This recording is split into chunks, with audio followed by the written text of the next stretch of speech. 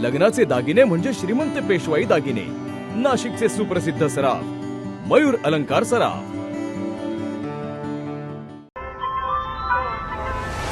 ताज्या बातम्यांसाठी नाशिक न्यूजच्या YouTube चॅनलला सबस्क्राईब करा आणि बेल आयकॉनला प्रेस करा।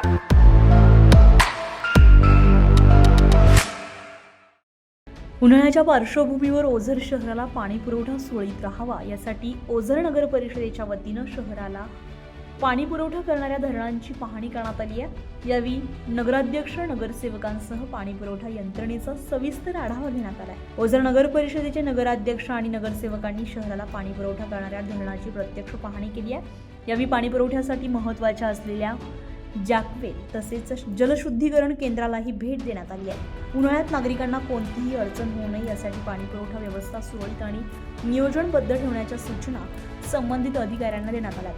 दरम्यान पाटबंधारे विभागामार्फत पालखेड धरणाच्या दरवाजांवर दुरुस्तीचं काम सुरू असून धरणावरील दरवाजांच्या रबर शीट बदलण्याचं कामही प्रगतीपथावर आहे। सध्या पाण्याची पातळी कमी होत असली तरी आवश्यक उपाययोजना करून येत्या काळात पाणी पुरवठा सुरळीत केला जाईल असं आश्वासन यावेळी देण्यात आलं आहे। यावेळी भारतीय जनता पार्टीचे नाशिक ग्रामीण जिल्हाध्यक्ष यतीन कदम यांच्यासह ओझर नगर परिषदेचे नगराध्यक्ष आणि नगरसेवक मोठ्या संख्येने उपस्थित होते। अझहर कादरी, नाशिक न्यूज, ओझर, नाशिक।